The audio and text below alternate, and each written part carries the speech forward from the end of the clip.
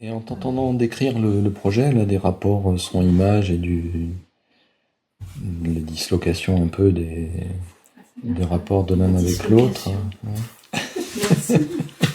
je pensais à un film qui s'appelle L'homme à la caméra de Dziga Mhm. Vertov, tu connais ça? Ouais, Parce que il me semble que là, sous ce rapport-là, ouais, il y a de la matière à se mettre sous la dent, les yeux et les absolument. oreilles. Ouais. Mais il y a sûrement plein d'autres références par rapport à ça, je n'ai pas en tête. Il y a un musicien qui s'appelle. C'est pas un musicien, c'est un metteur en scène en fait. Qui s'appelle Heiner Goebbels. C'est un Allemand, Ouais. comme son nom l'indique. Pas confondre avec Pas Goebbels, c'est évidemment, pas le ça n'est Goebbels pas le qu'on même. connaît. Mais qui est contemporain hein, et Oui, mais ça me dit quelque chose, ce nom-là, qui a effectivement. travaillé la mise en espace et la mise en scène vraiment de plusieurs éléments à la fois. Alors moi je saurais pas bien en parler, mais c'est ma sœur qui a fait sa maîtrise là-dessus. Et en fait, c'est un mec qui met en jeu de l'image, du son, des interprètes en scène, hein, tout ça, euh, des comédiens, des musiciens, ouais.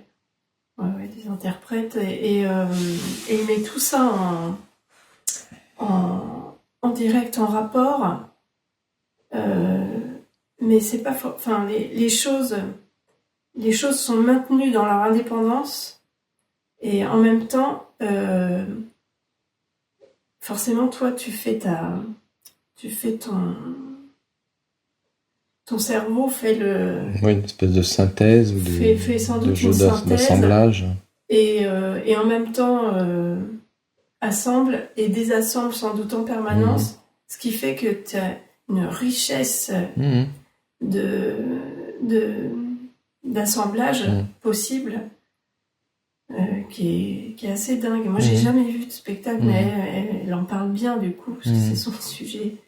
Mais là, on est plus dans le monde du spectacle, Oui, plus que de l'installation, de l'expo. ouais, D'accord. ouais. Mhm. Oui, oui, c'est vraiment classé dans sans doute Mhm. spectacle vivant là pour le Mhm. coup. Je sais pas exactement, mais peu importe. Mais donc parce que j'avais discuté avec elle de cette idée-là et puis elle a tout de suite rebondi là-dessus et je Mhm. me suis dit mais oui en fait c'est comment maintenir les choses dans leur existence propre mais de les faire dialoguer pour autant sans qu'elles se marchent dessus. Ouais. Mhm. Et là en fait c'est encore une histoire de rencontre. Je sais que moi, en ce moment, je tourne autour de cette idée-là, là. C'est très, très, très fort, la rencontre. D'être au croisement de Mm. différentes disciplines, quoi. Ouais. Mhm.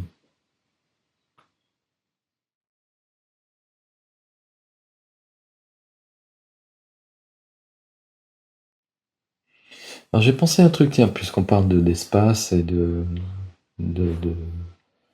perméabilité, en gros, du temps, de l'espace et des préoccupations. Je me dis de plus en plus, là, dans l'atelier, que... euh,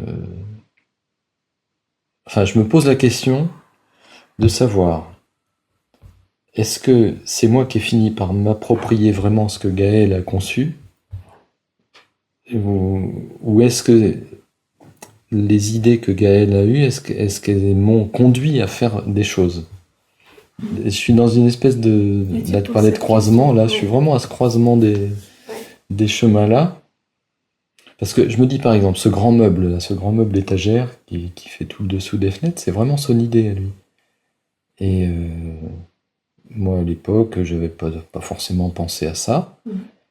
Et je me suis laissé volontiers faire. Je me dis, bah ouais, c'est pas mal, c'est une bonne idée et tout. Mais plus ça va, plus je me dis que cet élément-là, finalement, je l'utilise Ouais. comme un outil de travail, en gros, quoi. Mm. Et donc je sais pas si je me suis approprié le truc. Est-ce que c'est cette idée qui a modelé mon travail au point que Ou alors c'est devenu indispensable? Tu t'es peut-être adapté aussi à cet élément-là. Ouais. Mais du coup, ça m'amène à me poser plein de questions aussi sur le rôle de l'architecture en général. C'est-à-dire, est-ce que les maisons, les appartements, les lieux où on vit, est-ce qu'ils ont été vraiment déterminés par nos besoins initiaux, ou est-ce que c'est imposé par la vision d'un architecte qui a déterminé les choses et on s'en accommode tant bien que mal et puis on finit par croire que c'est comme ça qu'il faut vivre et c'est très bien, ou est-ce que si on nous laissait complètement faire notre habitat... Jusqu'à quel point ça va influencer ta façon d'appréhender l'espace et...